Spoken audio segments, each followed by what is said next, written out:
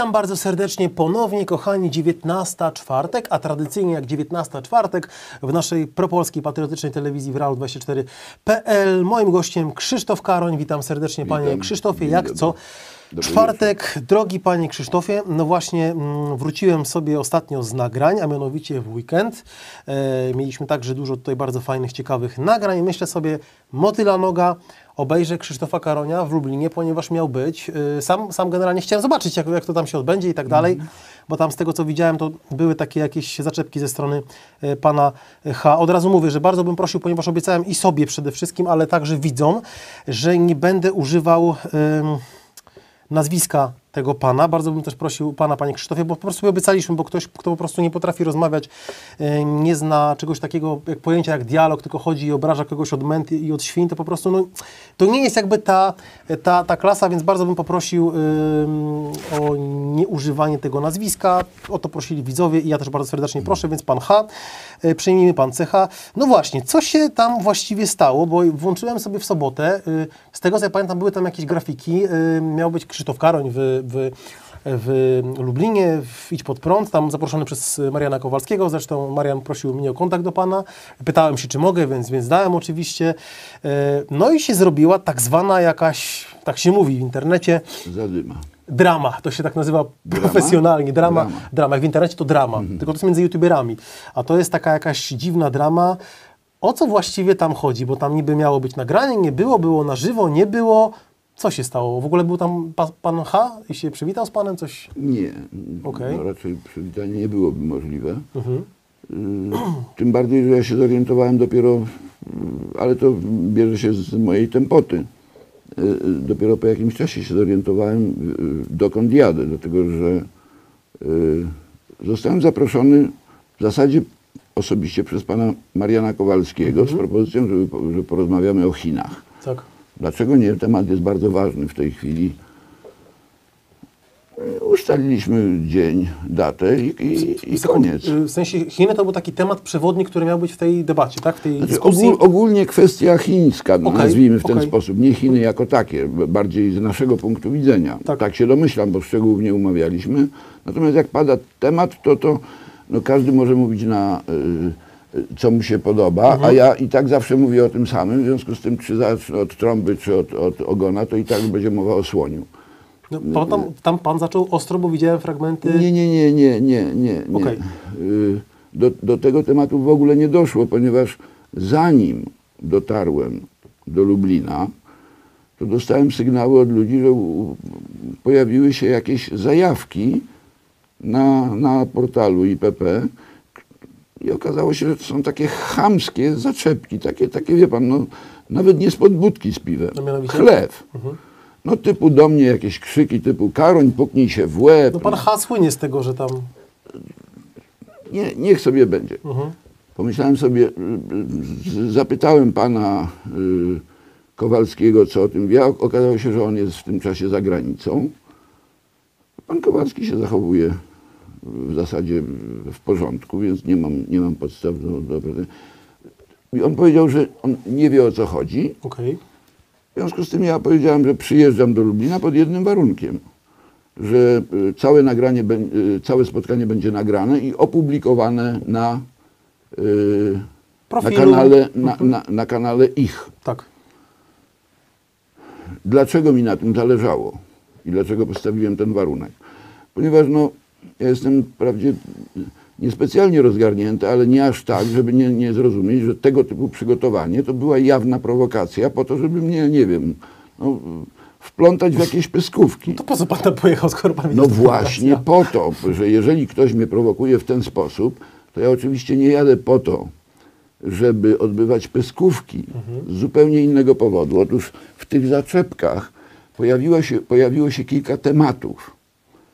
Protestancki etos pracy, Trump, papież, tego typu historie, które wskazywały na to, że tam jest to świadomy, albo zupełnie nieświadomy, kompletny bełkot pojęciowy i że ci ludzie, to znaczy publiczność tej instytucji jest faszerowana po prostu zwykłym nieuctwem. Więc pomyślałem sobie, trzeba pojechać i przynajmniej wyprostować podstawową wiedzę, ponieważ moim celem jest szerzenie, jak pan wie, wiedzy społecznej. Tak. No, Cała reszta to mnie kompletnie nie interesuje. No i pojechałem, spotkanie się odbyło, niestety ze względu na moje skłonności do dygresji ono trwało 3 godziny. Potem się z panem, na koniec pan Kowalski miał całkiem sensowne takie, tam parę słów powiedział. I sobie pożegnaliśmy się, poszedłem na autobus i cześć. I spodziewałem się, że wkrótce ukaże się, bo oni są bardzo sprawni pod tym względem i to się na tym nie ma. Jeszcze pytanie, to leciało na żywo?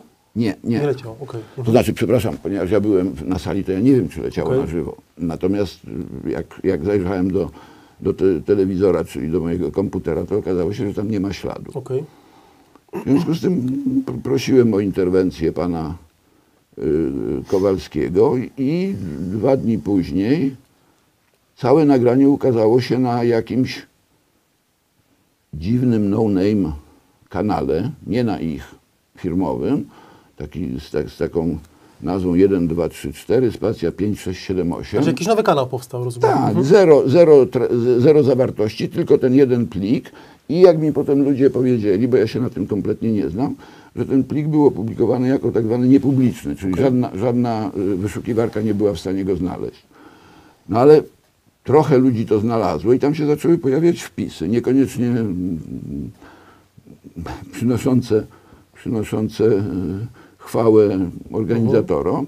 I chyba mniej więcej po dniu, czy coś takiego, zanim ja zdążyłem to spisać, to zniknęło. No w związku z tym znowu napisałem z żądaniem, żeby to zostało opublikowane. Z różnych względów, ponieważ nie ukrywam, nie chciałbym stawiać w zbyt kłopotliwej sytuacji pana Kowalskiego. Nie wiem, jakie tam panują układy, to mnie nie obchodzi. Pomyślałem sobie, że póki sprawa nie zostanie wyjaśniona, to nie będę publikował wszystkich e-maili, ponieważ ja mam wszystkie te ustalenia są w e-mailach.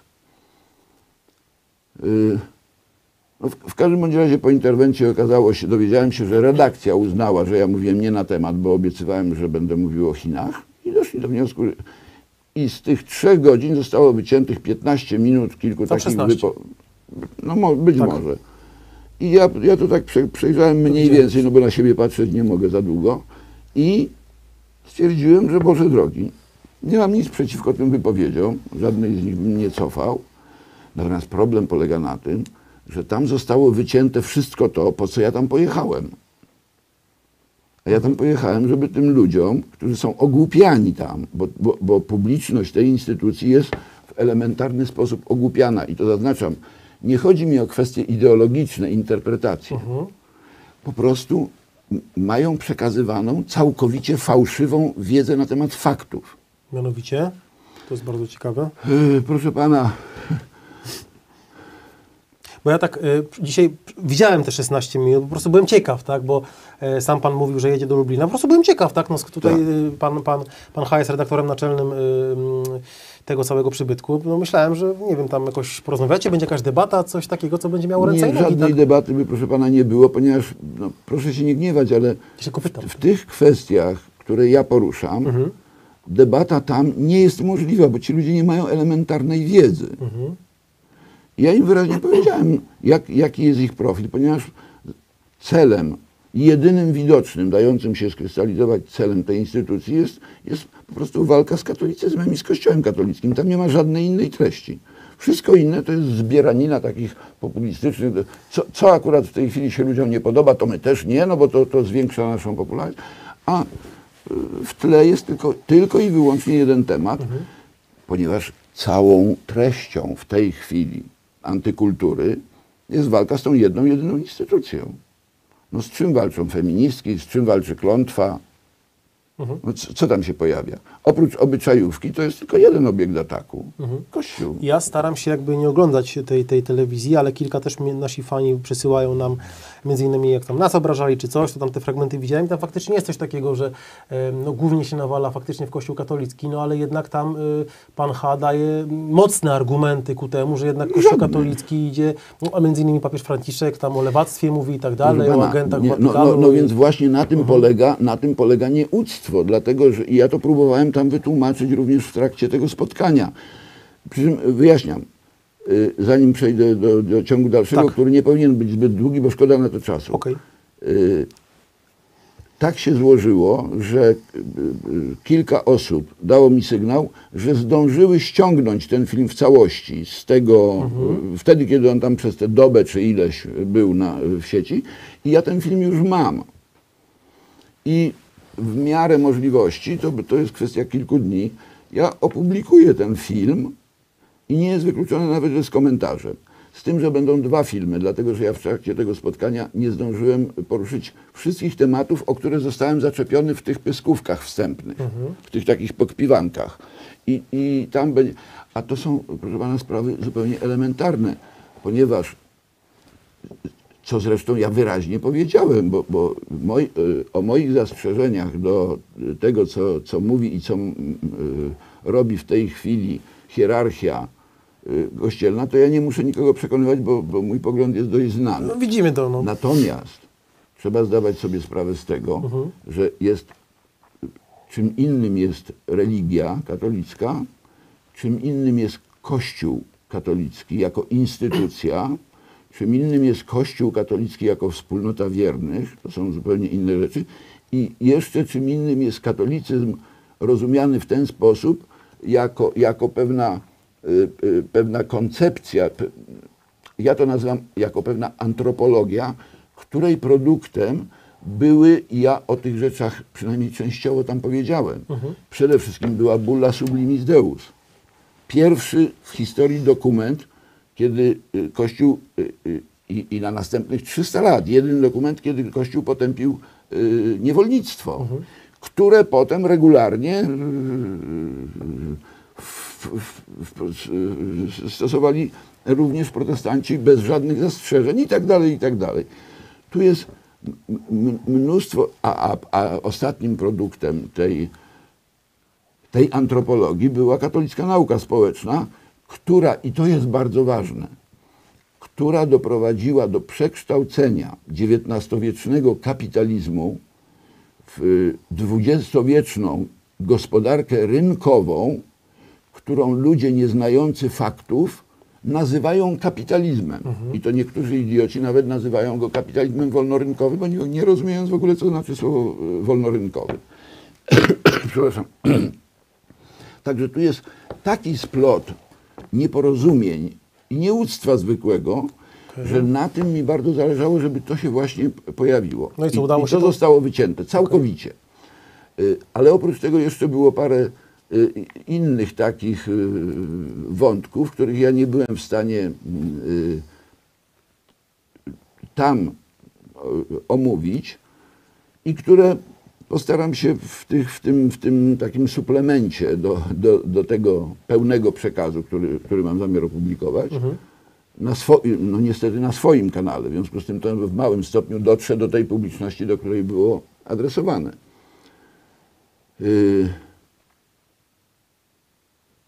Bo tam na przykład ja się domyślam, co było głównym powodem, który wywołał tę wściekłą reakcję. Główny powód to jest mój filmik na temat z tej serii Pojęcia podstawowe dotyczący etyki katolickiej i ducha kapitalizmu, zrobiony jako uzupełnienie opowieści o książce Webera Etyka protestancka, duch kapitalizmu. Ja tam tylko słyszałem, bo nie oglądałem tego, bo nie było szans, bo nie było tego nagrania wcześniej, że tam ponoć pan atakował Amerykę. Stany Zjednoczone Ameryki Północnej. Nie, no właśnie, to jest ten już w tej chwili zupełnie paralityczny, że tak powiem, język. Atakował Amerykę. Nie atakował, tylko opisywał, że Ameryka, tak samo jak cały świat białego człowieka, przez setki lat żyła z grabieży. I jeśli ktoś dzisiaj, mając na myśli swoje peweksowskie wyobrażenie o Ameryce, zapomina o tym, że niewolnictwo formalnie zostało zniesione w tej Ameryce, w tym kraju wolności. 100 lat po powstaniu Stanów Zjednoczonych zostało formalnie zniesione niewolnictwo, a w praktyce ono istniało do 1928 roku. 1928 rok. w tym wieku jeszcze były enklawy w Stanach Zjednoczonych, gdzie niewolnictwo było oficjalnie funkcjonowało. No to o jakiej Ameryce my mówimy? Mówmy o Ameryce realnej.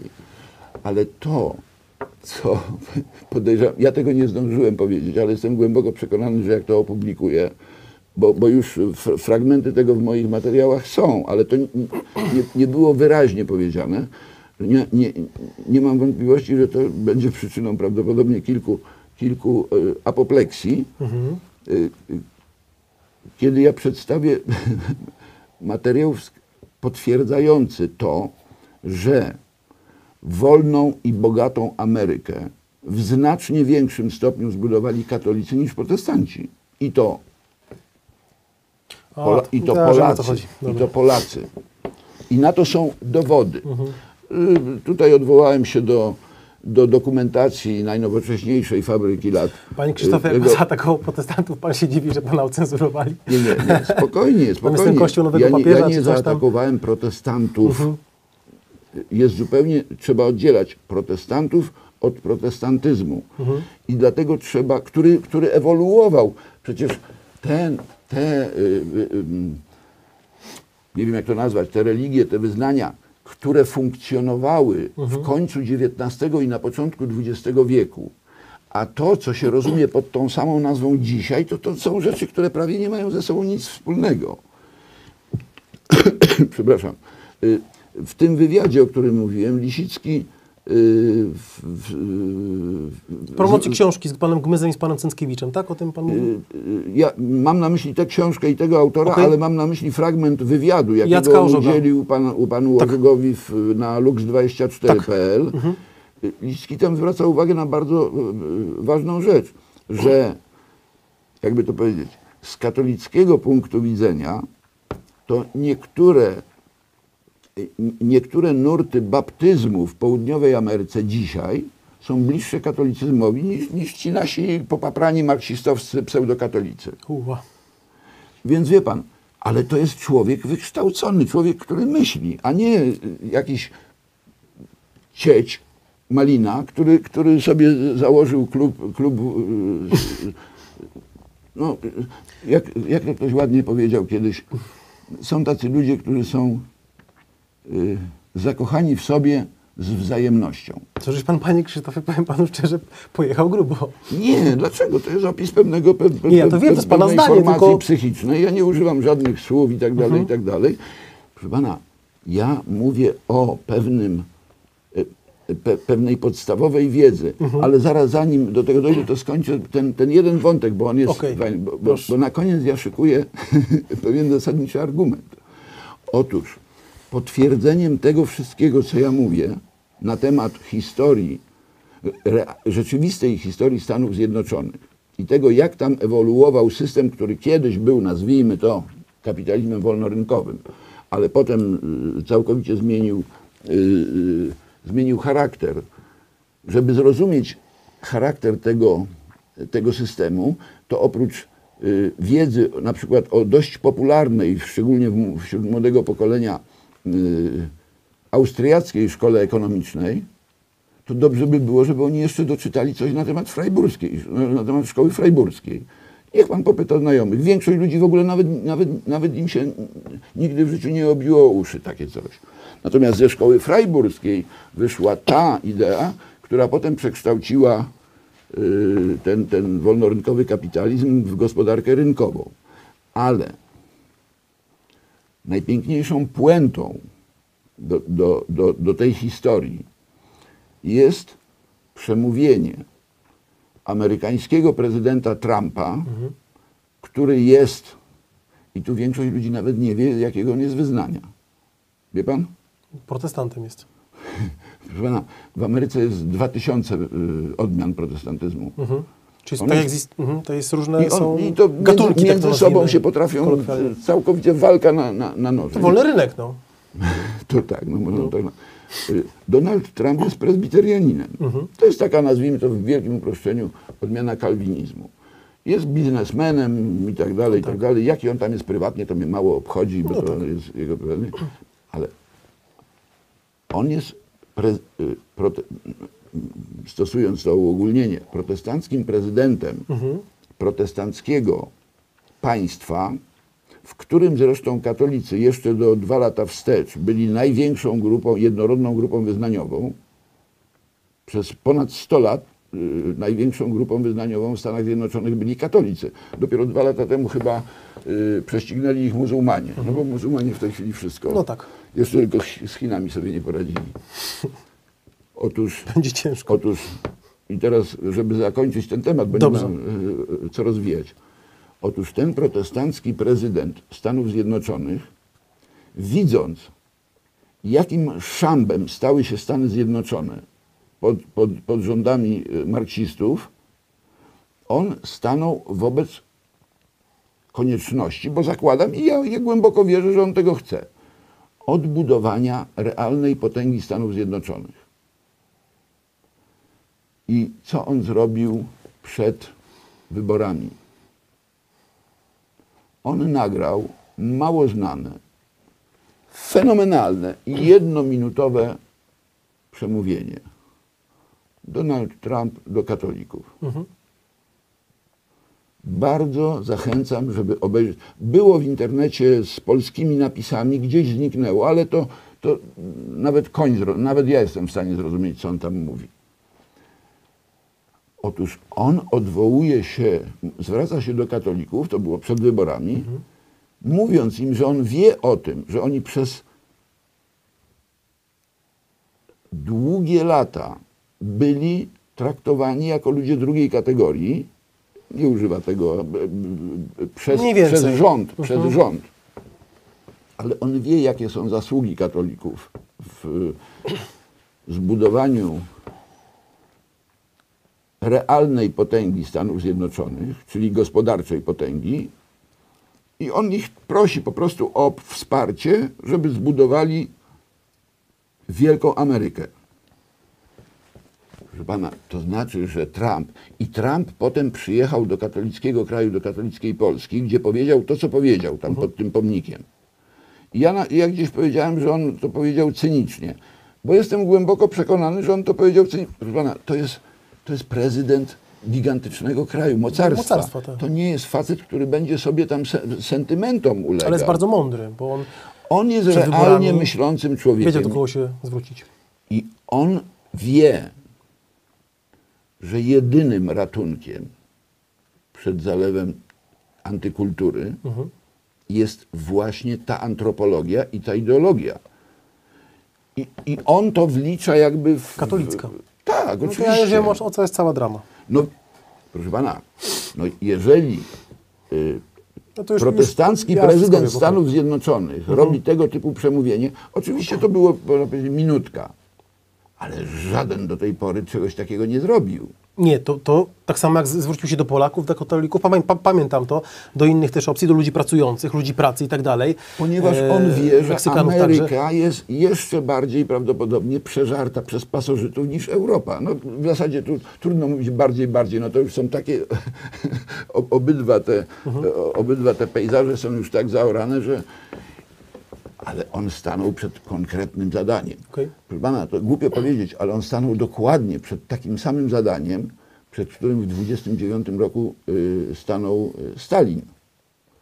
Kiedy miał kompletnie zdemoralizowane przez bolszewików społeczeństwo i wprawdzie był bandytą, ale on stanął wobec konieczności doprowadzenia państwa do wydajności ekonomicznej. I wtedy Stalin skończył z rewolucją seksualną, wziął to wszystko, przepędził awangardystów. Szkoda mi tych awangardystów, bo to było wielu świetnych artystów, ale to jest inna zupełnie historia.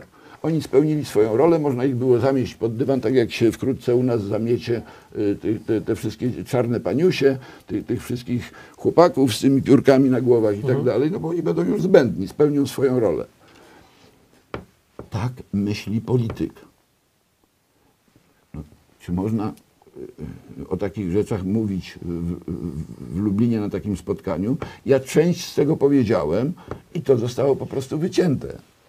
Ale to wróci. To wróci. Muszę tylko wyjaśnić, dlaczego nie mogę w tej chwili żadnego filmu zesłać na YouTube, bo dostaję informację, że serwer odmawia odmawia przyjęcia pliku, chociaż technologicznie nic nie zmieniam, bo ja nic nie kumam w tej sprawie, więc pracuję, wie pan, jak osioł, według receptury. Okej. No to nie jest jakoś wybitnie skomplikowane, może za duże pliki są, albo jakiś inny plik, coś takiego. Nie, próbowałem zesłać malutki plik właśnie związany z tym, nie przyjęło, a teraz będę miał do zesłania plik 2-gigowy. Nie, to normalnie w ogóle YouTube nie łyknie mi. Okej.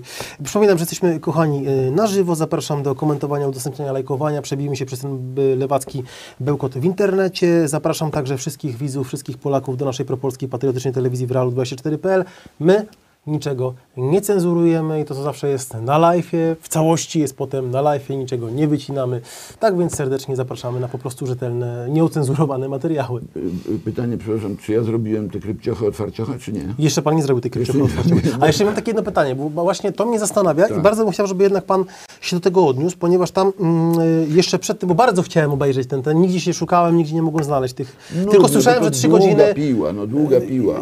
I tak dalej. No ale chcę to obejrzeć mimo wszystko, bo tego nie oglądałem. Pojawił się ten tam 16-minutowy film i tam pod takim właśnie tytułem Kim jest Krzysztof Karoń? Już dzisiaj tam, przygotowując się fragment, posłuchałem sobie. Bardzo bym pana prosił. Ja mogę panu powiedzieć, kim ja jestem. Tak. Jestem agentem wszystkich możliwych wywiadów, tylko żaden nie chce mi płacić. Watykan nie. Watykan też mi nie chce płacić. No trudno. Powiem panu szczerze, że jestem głęboko obrażony. Okej, że nie dostaje pan Ale pieniędzy. teraz krypciocha, otwarciocha. Proszę bardzo. Przepraszam, nie, bo to ma związek. Proszę bardzo, tak. Mogę to robić z czystym Główny temat. Jakby to powiedzieć, z czystym sumieniem, ponieważ pan tutaj, a w zasadzie wy zrobiliście relacje z premiery książki Lisickiego. To była taka debata, ale generalnie to była premiera książki pana Lisickiego o Marcinie Lutrze, tak, i o reformacji. Tak. Pan Cęckiewicz, pan Gmys i pan Lisicki. Jacek Orzech prowadził. Ja bardzo zachęcam do przeczytania tej książki. To jest znakomita książka. Na dodatek ta książka jest napisana, no najdelikatniej mówiąc, pod prąd. Pod prąd tego dzisiejszego opętańczego habermasowskiego ekumenizmu.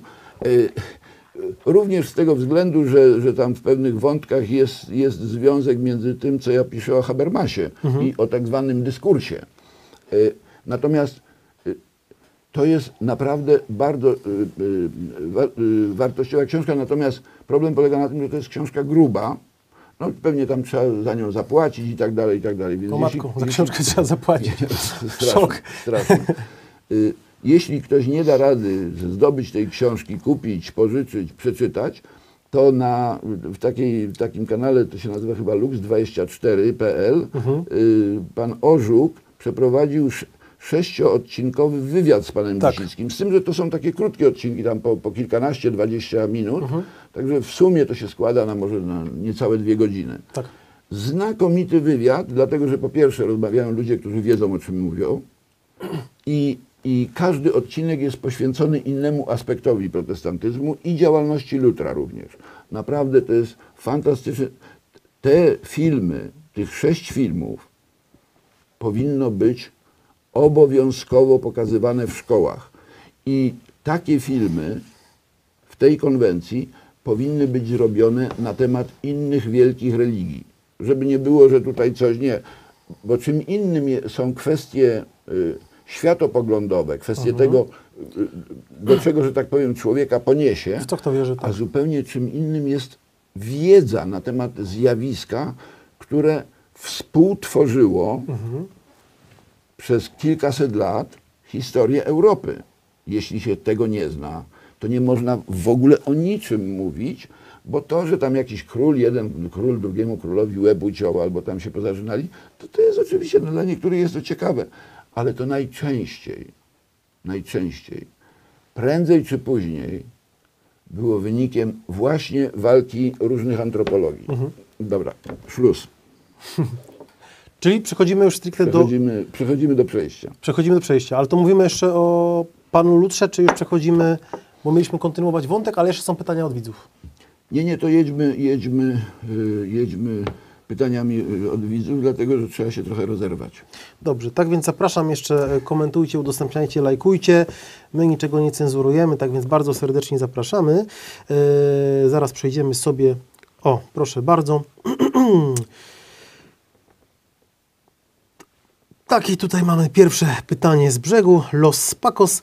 Tolerowanie, opluwanie wartości chrześcijańskich, na przykład klątwa, a jednoczesna ochrona i surowe karanie za obrazy muzułmanina, homoseksualisty czy innych mniejszości. Czy te zjawiska są przykładami tolerancji represywnej? Los Pacos. Tak, oczywiście. Dlatego, że po to, żeby można było zastosować w praktyce terror, to trzeba mieć najpierw uzasadnienie. A uzasadnieniem do zastosowania terroru jest jawna krzywda, jawna opresja. Taka sytuacja, w której ktoś kogoś gnębi. Jeśli wyjdą panie i będą żądały gwiazdki z nieba, a jak nie, to powiedzą, że zrobią tam komuś kuku, no to prędzej czy później ludzie się zdenerwują i dadzą im po łbie. No i będzie wtedy najlepsze świadectwo, że większość, kołtuńska większość wzięła pod but postępową mniejszość. I w tej sytuacji właśnie zgodnie z ideą tolerancji represywnej należy powiedzieć basta i wprowadzić terror.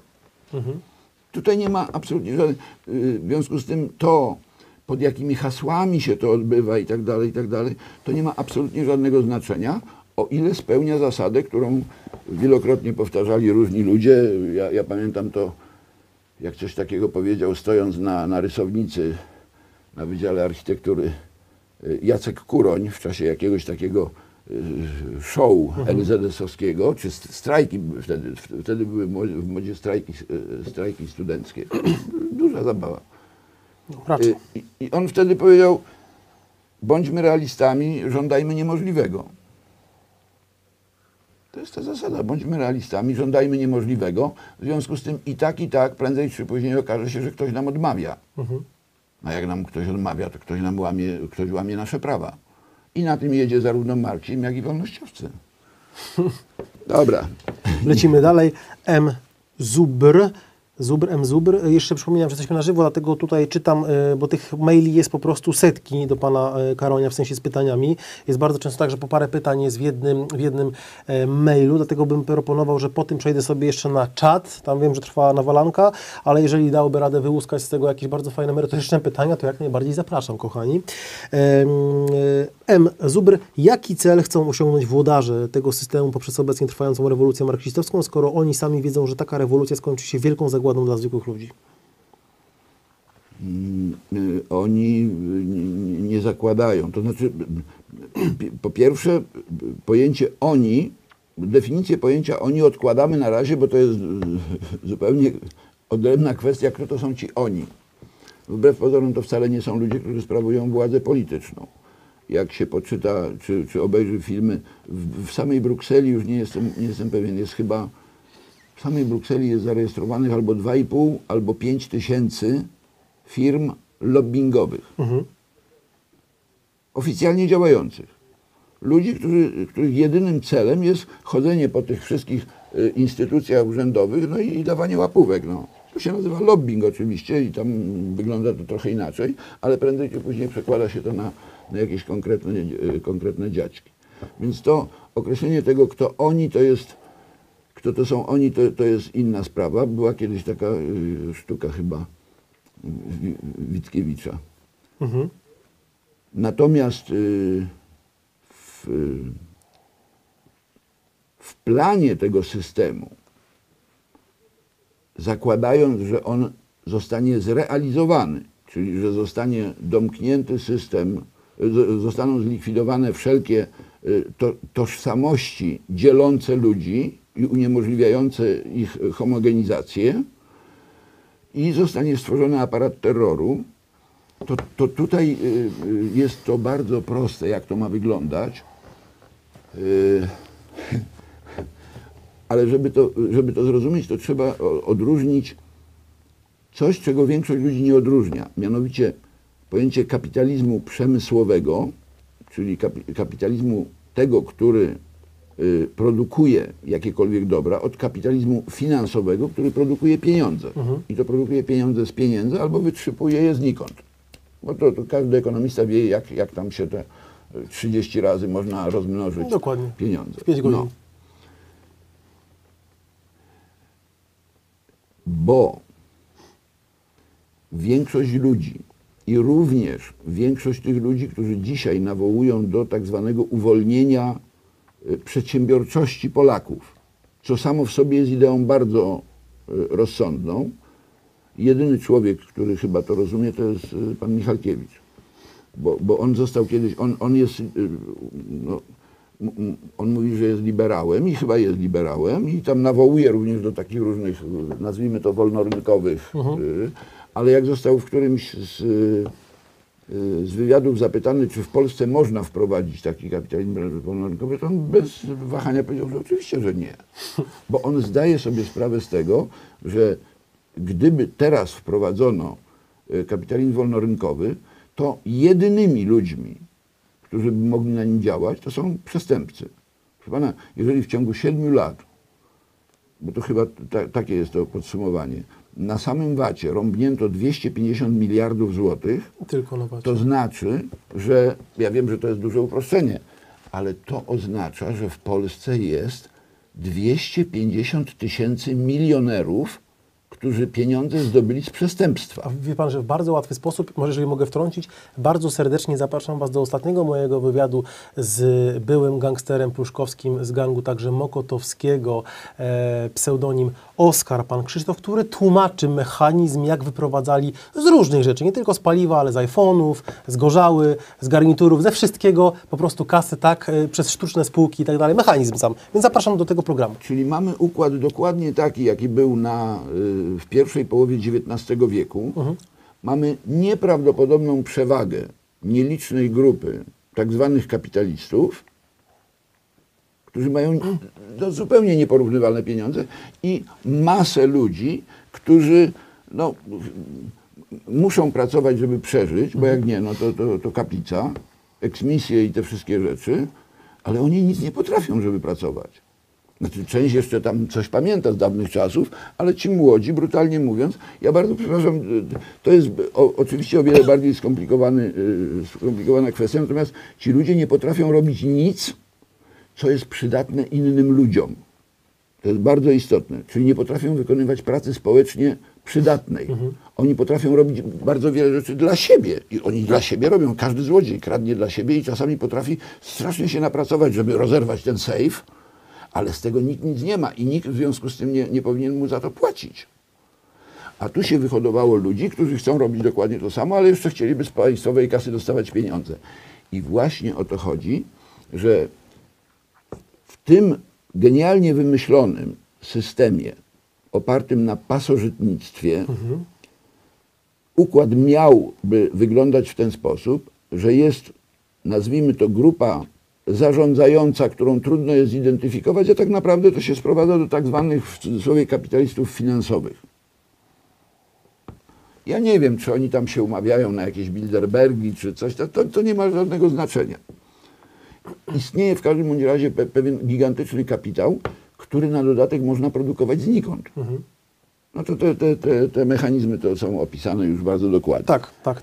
Tych mechanizmów jest Ci bardzo ludzie tymi pustymi pieniędzmi, a również podatkami zabieranymi, zaraz powiem komu, mogą finansować klasę pasożytniczej inteligencji nadzorczej, czyli naszych w tej chwili, tą naszą, no, jakby to powiedzieć, inteligencję. No. Jaką mamy, taką mamy w życiu. Tak, ale ona jest produktem, której jedynym zadaniem, jedyną robotą, która jest przydatna właśnie dla tych, którzy im płacą, jest wgniatanie w ziemię kapitalistów przemysłowych. Bo ten proces zaczął się dokładnie w momencie wielkiego kryzysu w 1929 roku, kiedy zniszczono, przy okazji niszczenia spekulantów itd., zniszczono ogromną ilość przedsiębiorców, dla których jedynym rozwiązaniem stało się państwo. Natomiast ci pozostali,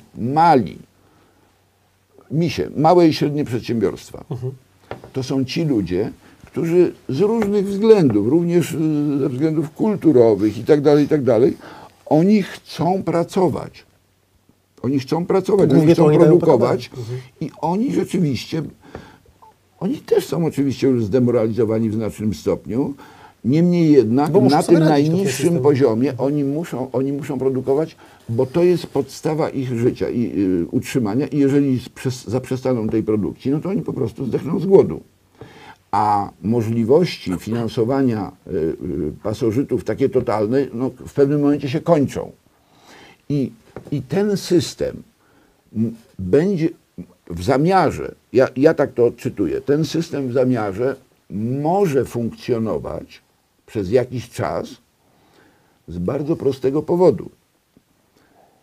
Ponieważ wreszcie po kilku próbach poziom techniczny podniósł się na tyle, że do produkcji tych dóbr, które są rzeczywiście konieczne, można już rzeczywiście w znacznym stopniu wykorzystywać, nie chcę używać słowa automaty, ale po prostu wysokie technologie. Czyli to, o czym marzył Lafargue w XIX wieku, pisząc Prawo do lenistwa, to, o czym marzył Marcuse w 1955, pisząc Erosa i cywilizację, to był jedyny temat: nie pracować, nie pracować. I w tej chwili ta sama koncepcja jest, tą samą koncepcją są infekowani na przykład na wydziałach psychologii. Jakby pan posłuchał, czego się uczy studentów na wydziałach psychologii, to tylko i wyłącznie automotywacji do tego, że co tu zrobić, żeby zarobić i się nie narobić. To jest, do tego się sprowadza cała współczesna psychologia. Natomiast założenie jest takie, że ci ludzie na samym dole, ci stłamszeni, oni muszą być na tyle stłamszeni mentalnie, muszą być na tyle upodleni, żeby zostali sprowadzeni do roli ludzi, którzy po prostu harują, to kupią sobie tam furkę, kupią sobie domek, i są już tak zmęczeni, że już nie bardzo mają ochotę zajmować się polityką, jakimiś innymi rzeczami. Bogu dziękują, że ich nie sieknięto następnym domiarem, czy tam jakimiś innymi rzeczami, ale oni w tej koncepcji powinni być w stanie wyprodukować wystarczającą ilość dóbr, żeby wystarczyło również dla pasożytów. Problem polega na tym, że to się sypnęło. To się sypnęło na przełomie lat 70. i 80., ponieważ oni nie wzięli pod uwagę jednej rzeczy, że jeśli nawet ci ludzie, którzy czy ze względów kulturowych, czy z powodów wychowania, przekonań, albo jakiegoś własnych, nazwijmy to, potrzeb duchowych, chcą pracować i chcą pracować twórczo, to jeśli oni przez dłuższy czas, a szczególnie z pokolenia na pokolenie, żyją w patologicznym systemie, to nawet jeśli rodzice jakoś tam jeszcze jakoś ciągną, to ich dzieci obserwują i widzą, że co ci starzy zidiocieli, po co oni się tak zażynają? A tam to całe towarzystwo w Instytucie Sztuki Filmowej liczyć do 3 nie potrafi, a dostają kolejne miliony na swoje bzdety, no to może ja też się jakoś podłączę do tego. I rozpoczyna się długotrwały proces demoralizacji całego społeczeństwa i to społeczeństwo po prostu przestaje być wydajne na elementarnym poziomie. I proces demoralizacji tego, a w zasadzie nie tyle demoralizacji, ile że tak powiem, brania pod but roboli, był obliczony na bardzo określony etap. To był tak naprawdę, to miał być 2004 rok. I to się walnęło. Ale ten proces mógł być finansowany przez Chiny. A dzisiaj czy wczoraj gdzieś przypadkowo trafiłem na taką informację, że Chiny w 2049 roku na 100. rocznicę powstania Chińskiej Republiki Ludowej planują ogłoszenie stanu pełnego socjalizmu. To najpóźniej to oznacza, że Chiny, ja mówię Chiny, w końcu tam jest mnóstwo ludzi murzdzących i oni potrafią murzyć. lepiej lub gorzej, ale potrafią. A jak im się murzenie kończy, to wyjeżdżają czołgi na Tiananmen i robią masakrę i tam, wie pan, tam Nie patyczkują się. milion w lewo, milion w prawo, to w ogóle nie robi różnicy. Tak. Nie robi różnicy. Oni sobie, podtrzymując w tej chwili ten system, który niczym się nie różni od systemu w Niemczech hitlerowskich, czyli kapitalizm wzięty całkowicie pod kontrolę przywódców ideologicznych. Jesteś kapitalistą, tyle tylko, że robisz co my ci mówimy. My ci dajemy zlecenia, my ci otwieramy rynki. Tutaj nie ma dużo co kombinować. Więc jeśli w tej chwili jeszcze to jakby kontynuuje się ten proces, który zaczął się mniej więcej w okolicach 80 roku ubiegłego wieku, to Chiny mają już w tej chwili tak ogromną nadwyżkę dolarów, że muszą się pozbyć i w związku z tym kupują wszystko, co się rusza. Pół Afryki już podobno kupili, łącznie ze złożami, tam z koncesjami na wydobycie na wiele lat i tak dalej, i tak Bardzo dalej. mocno prowadzą ekspansję, to prawda? I oni, z tego by wynikało, przywołuję tę datę, bo ta data jest bardzo dobrze wymyślona. 2049 rok, 100. rocznica Chińskiej Republiki Ludowej i wtedy oni w swoim 5-stopniowym planie, to teraz tego tematu nie będę rozwijał, bo oni mają taką koncepcję 5-stopniowej drogi do komunizmu. To, że oni w tym 49 roku osiągną 3. etap, który będzie już prawdziwym socjalizmem i oni wtedy będą już musieli zacząć stosować takie metody, jeszcze nie wiadomo jakie, żeby ci ludzie, którzy w tej chwili pracują, no może nie za pół darmo, bo to oczywiście to pół darmo to już się dawno skończyło, ale za 3/4 darmo, żeby ci ludzie mogli już zacząć korzystać z efektów swojej pracy, a przede wszystkim swoich rodziców, bo mówimy już o dzieciach obecnych pokoleń. 49 rok, no to jest jeszcze 20 lat, no to tak, mniej więcej. Następne pokolenie. I będzie kaplica. A jeśli Chińczycy sobie wyobrażają, że tym jedwabnym szlakiem to oni będą tymi szybkobieżnymi pociągami wozić towary do Europy, to oni są idiotami. Bo oczywiście Europa bardzo chętnie by wzięła te dobra produkowane przez Chińczyków, które wtedy już prawdopodobnie będą miały znacznie wyższy poziom technologiczny. Tylko pytanie, czym im Europa za to będzie miała zapłacić, jak już walutą międzynarodową będzie ten ich juan? Euro? Wytrzepane z powietrza? Teraz tam mówią o złocie w Niemczech i o markach już tam są. Volkswagen. Pokitrane generalnie, jak tu widzę. Tu jest bardzo ciekawe pytanie, tak żeby lekko złagodzić obyczaje. Tutaj pozwoli pan, że ja też się odniosę, bo to ja jestem film, ale to pierwszy pan oczywiście.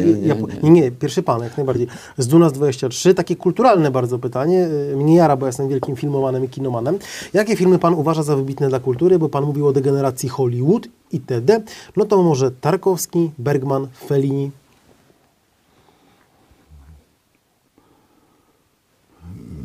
Mam problem z odpowiedzią. Ja do kina nie chodzę już od wielu lat. To są filmy sprzed 60, już czasem 70 lat nawet. Niektóre. Znaczy, kompletny upadek. Ja mogę polecić tylko historię kina w mojej witrynie, bo tam jest ona bardzo krótko, ale rzetelnie opowiedziana. Kompletny upadek kina zaczął się w momencie, kiedy pojawiło się tak zwane exploitation movies, czy jak to się tam nazywało, czyli takie ofowe kino amerykańskie, które zaczęło od pornografii, potem zaczęły się te ostre, tak zwane ostre jazdy. Dzisiaj to w każdej grze komputerowej jest, ale w tamtych czasach to był szok. No tak. Baby z takimi cycami, mordują się i tak dalej. No i od czasu do czasu kopulacja. No a potem drugi, to już było zaoranie kina kompletne, to było kino tak zwane New Hollywood. 68 rok mniej więcej. Czy akurat taka była rewolucja? Klasyczne, z tym, że to się rozwinęło troszeczkę później, bo to był początek, nazwijmy to filmowego marszu przez instytucje. dwa, można powiedzieć, najklasyczniejsze filmy marksistowskie, czysto marksistowskie. Bonnie and Clyde i Ojciec Chrzestny. Coppola? Klasyka. No co z tego, że klasyka? Oczywiście, Mario że klasyka. Nie, oczywiście, tylko o czym są te filmy? O bardzo sympatycznych przestępcach. Których lubimy. Ona, no, ta Faja Dunawaja, ja nigdy nie potrafię tego nazwiska, Robert i Redford, Warren tak? Beatty, przecież tam Warren Beatty, wtedy przepraszam, wszystkie panie sikały, no, najpiękniejsze we wsi. A to byli ludzie, to byli normalni mordercy, Gangsterzy, mordercy. kryminaliści. Tak. Ale odwalono ich tak, że wszystkie dziewuchy chodziły w tym bereciku i tak dalej, i sweterki, to wszystko było, potem była moda. Nagle oswojono przestępstwo. A o czym jest Ojciec Chrzestny? O rodzinie sycylijskich O mafiozów. rodzinie. O Corleone. kochającej się rodzinie. Tata, tu. Mamma mia, święta mamma mia. W ogóle gdzie? Czyli no, najbardziej tradycyjna rodzina ze wszystkimi szykanami. No, tyle tylko, że to przestępcy. Tak, bo we Włoszech tam się wyżynali, truli jak się masz. Proszę pana, jak Przez było setki we lat. Włoszech, to pan wie tyle samo, co i ja. Bo nie wiemy, jak było we Włoszech naprawdę. I jak to wyglądało. Czytałem z książek. No, z Historycznych książek, ale z także. jakich książek? I uważa pan, że wszyscy widział pan, jak wyglądał Totorina? On się panu kojarzy z Marlonem Brando? No nie. No, Okej. zwykły kmieć,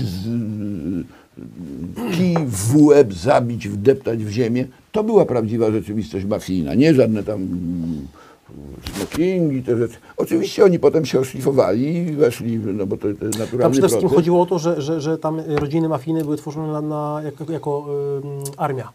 Że byli ci donowie, pretorianie i tak dalej. ale właśnie to skojarzenie, potem przeniesione do kultury masowej i Ojciec Chrzestny był jednym z czego sobie ludzie nie zdają sprawy, w jaki sposób odbywało się to infekowanie. No, teraz rodzina, no a potem okazuje się, że przemoc w rodzinie i tak dalej. Tak, wie pan, to sobie wszystko to można... Ale żeby nie rozwijać. Ja powiedziałem sobie kiedyś, ja pójdę do kina następnym razem i będę siedział 2 godziny po ciemku i patrzył na to, co jakiś połamaniec zrobił, jakiś te wszystkie Tarantiny, nie Tarantiny, no. Czy ja mam iść do kina po to, żeby facet mi mięsem rzucał przez 2 godziny, rycząc mi kurwami do ucha? Co kto lubi, no panie Krzysztofie. Nie no, jeżeli są idioci, którzy chcą na to chodzić i się na dodatek jeszcze tam dopatrują jakichś głębszych związków, wie pan? Wasz biznes. Nie do końca się z panem zgodzę, bo na przykład Bękarty Wojny były genialne. Na szczęście nie widziałem. Świetna rola Christophera Waltza, polecam. Nie, proszę pana, ja widziałem, zaznaczam, Bonnie and Clyde, Ojciec Chrzestny. To są wybitne filmy. To są fantastycznie zrobione filmy. Na tym polega ich urok.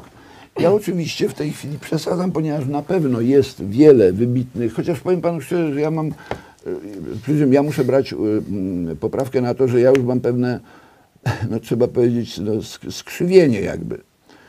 Ja patrzę w tej chwili na rzeczywistość zupełnie inaczej niż patrzyłem jeszcze kilka lat temu. Dlatego dla mnie rzeczywiście kino nie należy do sztuki. Kino nie jest sztuką, to jest rozrywka jarmarczna. Ona powstała jako rozrywka jarmarczna i kino to jest temat na dłuższy wywód. Kino używa, ciekawe mnie to. ale powiem panu, o co chodzi. Kino używa pewnych chwytów, które moim zdaniem w prawdziwej sztuce powinny być zabronione, bo kino jest w gruncie rzeczy sztuką manipulacji. To by trzeba było mówić o tym, jak się montaż robi, jak psychika uzupełnia tak, sobie elementy rzeczy, i tak. w jaki sposób można w to wplątywać kłamstwo i tak dalej, i tak dalej. Także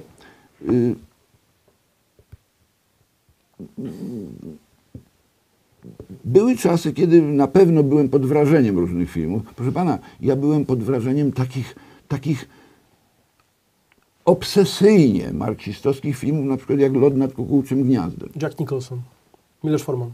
I ja pamiętam, że ten film był traktowany jako manifestacja manifestacja Zdobył wolności. kilka Oscarów tak porządnie. No tak. Proszę pana, to jest tak nieprawdopodobnie zakłamany kołtun, no tyle tylko, że ludzie nie są w stanie tego robić. Panie Krzysztofie, następny odcinek robimy o kinie, bo po prostu pan mnie teraz tak zaciekawił. A to jest mój nie konik zrobimy, akurat. za mało wiem, ja po prostu znam stare filmy. Tych Ale nowych... ale to są takie kocury, powiem kolokwialnie, że naprawdę szczerze, no ja bym, jeżeli mogę to pana prosić, bo mnie to bardzo interesuje. Nie, ja mogę państwu obiecać, że opowiem państwu jeden film, który ma bezpośredni związek z tym, co wcześniej mówiliśmy o Trumpie i amerykańskim kapitalizmie. Mianowicie jaki? I opowiem państwu ten film. Ten film ma tytuł Her. Słynny musical, też słynny. Ale tak on faktycznie tutaj komunizmem zalatuje ostro, tak.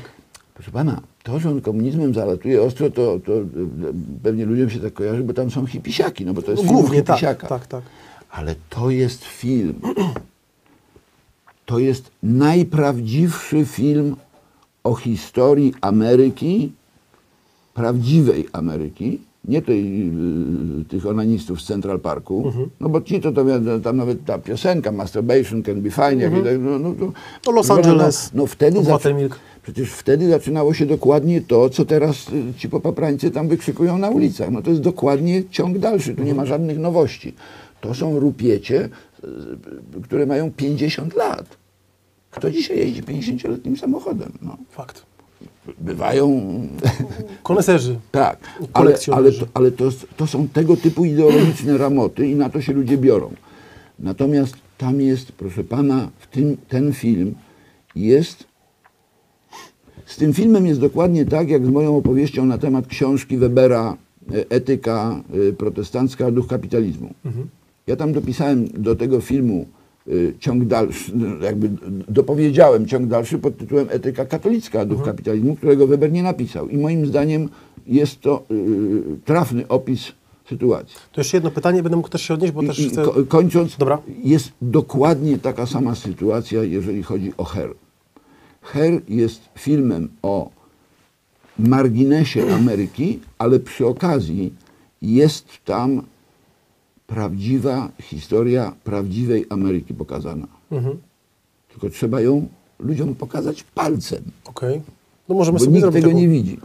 Ja tylko jak się mogę odnieść do tego, bo pytałeś generalnie, to było też do mnie skierowane, tutaj wymieniłeś Felliniego, absolutnie polecam, jak najbardziej, czyli włoski neorealizm, to się tak nazywa, genialne, bo to wtedy się tworzyło to kino. Jeszcze do tego bym dodał Kurosawę. Fellini ten realnie, no można, niech będzie. Włoski neorealizm, potem jeszcze polecam także socrealizm, bo to też jest bardzo dobrze pokazane generalnie, to kontynuacji żeby wyjaśnić, Okay. Wszyscy najwybitniejsi realiści byli podopiecznymi syna Mussoliniego, wie pan o tym? On tam tworzył taki klub i tak dalej, i tak dalej. Włosi się specjalizowali wręcz w kinie.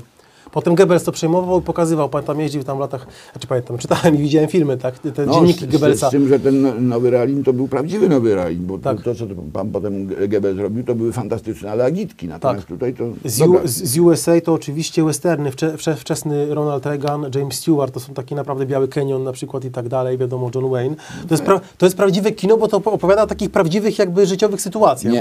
Nie. Westerny nie? To jestem ciekaw pana opinii. Westerny to jest jedno z największych kłamstw w Właśnie historii. dlatego chętnie z panem porozmawiam, tylko zrobię odcinek o kinie, ale przede wszystkim polecam wam Orsona Wellesa, Obywatela Kane'a i potem jeszcze Zakazany film, czyli Juliusz Cezar, też zresztą z rolą świetną Marlona Brando w tym. Tego już nie znam. No to tutaj polecam. Orson Welles był zakazany w Stanach Zjednoczonych, bo tam zadarł z jednym miliarderem, poczytajcie sobie.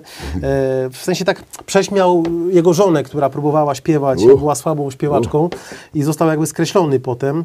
W 1934 roku zresztą bardzo fajnie w radiu RPO to zrobił coś takiego, że te lądowanie Marsjan. Czytał pan o tym? Co wmówił ludziom przez taką manipulację, zrobił teatr, zrobił radiowy. Kojarzę. Znaczy, wie pan, I cała Ameryka myślała, że Marsjanie lądują. Trochę przesadziłem, że niczego nie widziałem, chociaż staram się nie oglądać, bo to nudne, takie nudne. Jakby. Ja lubię te stare filmy bardzo. Ale czasami bywa, proszę pana, jak ja chcę odpocząć, to ja oglądam Benny Hilla. Tak? To jest mój poziom intelektualny. Ja wtedy A łysy po łebku, cyk, cyk, ja cyk, wtedy cyk. się, proszę pana, tak... no. Okej, dobrze. No dobra, to bardzo serdecznie, chyba już skończymy, chyba że jeszcze macie jakieś pytania merytoryczne, drodzy nasi widzowie, ale tak jak mówię, ja bardzo bym chętnie z Panem porozmawiał. Jeszcze Polska Szkoła Filmowa wczesny Kawalerowicz i niektóre, bo później to już leciał strasznie socjalizmem, ale niektóre wczesne wajdy, przypominam tutaj Lotna między innymi, ale Kawalerowicza Genialny Pociąg, tutaj bardzo fajne filmy, więc Polska Szkoła Filmowa to zostało potem zlikwidowane w 1961 roku, ale naprawdę mamy kawał dobrego kina między 56 a 61, bo potem to już tak waliła taka propaganda, te wszystkie tam wajdy filmy, więc to już było takie dosyć słabe. I oczywiście Al Pacino, bo też się nie do końca z Panem zgodzę, na przykład polecam film, to był taki niemoralny, jak to Pan mówi, ofowe, Chinese Coffee, między innymi Al Pacino zrobił bardzo fajny film, taki cały jest pak Al Pacino, na szkole Stanisławskiego, metodzie Actor Studio. Proszę Pana, przepraszam, cała sztuka filmowa, a przede wszystkim cała sztuka teatralna amerykańska, Aczkolwiek Pacino to lewak, niestety. to jest, ale to nie ma znaczenia. Mówię ze smutkiem. Pomijam ostatnie lata, no bo to już w ogóle nie ma o czym rozmawiać, bo to są kompletnie analfabeci, ale jeszcze przecież fantastyczny dramat amerykański, to co to jest tak naprawdę? Jak pan rozbierze to na czynniki pierwsze, to tam cały amerykański fantastyczny dramat to są dwa elementy. Biblia i Czechow. Ja nie żartuję. A przez niego oczywiście potem tam Stanisławski, to już można mówić o technicznych kwestiach i tak dalej. Tam lata 60. Natomiast, ale tak naprawdę, jeżeli chodzi o budowanie schematu, dlatego te dramaty są tak nośne nawet jeszcze dzisiaj, ponieważ one mają w bardzo specyficzny sposób budowaną zarówno fabułę, jak i mają w bardzo specyficzny sposób wybieranych bohaterów. Bo żołnierz w prawdziwym dramacie to nie jest żołnierz, soldat. Nie. Żołnierz to jest również pewien archetyp. Kobieta, to nie chodzi o babę z cyckami. Kobieta to jest archetyp kobiecy i tak dalej, i tak dalej, i tak dalej. I to wszystko, i główne konflikty, tak zresztą jak potem to się odbiło u nieszczęsnego Freuda, któremu w drugą stronę odbiło. Ale większość konfliktów w dramacie amerykańskim to są konflikty biblijne, które na swój sposób dadzą się również odnaleźć w dramatach antycznych. A tak. To wszystko się kupy trzyma. Ponieważ w wielkiej sztuce naprawdę nie da się niczego już wymyśleć. Można tylko kombinować, jak powiedzieć to samo kolejnym pokoleniom. Bo każde pokolenie mówi na swój sposób, swoim językiem, ale dopóki ludzie są ludźmi, to każde pokolenie musi mówić mniej więcej to samo. No, chyba że ktoś dojdzie do wniosku, że będzie mówił coś innego. No i mamy właśnie dzisiaj to, co mamy, czyli innowacyjność. Okej. Bardzo serdecznie dziękuję. Ogłoszenia parafialne jeszcze na koniec. Jutro Wojciech Sumliński, nagrywamy kolejne odcinki. Mamy dla Was z Wojtkiem niespodziankę i pewną informację, tak więc zapraszam. Jeszcze Was rano poinformujemy na naszym fanpage'u w realu24.pl, ale chyba o 12, bo to Pan Wojciech po prostu będzie Wojtek dojeżdżał, więc zobaczymy, na którą się do nas wyrobi. Będzie to live. Oczywiście nagrywamy kolejne odcinki Mrocznych Historii III RP. To w sobotę kolejne. Jutro Wojciech Sumliński, w poniedziałek zapraszam.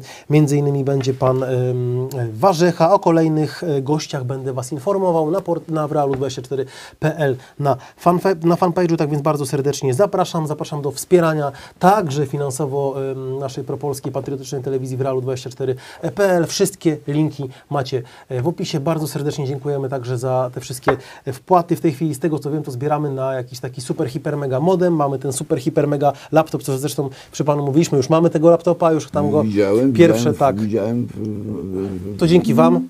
Tak, bardzo serdecznie dziękujemy.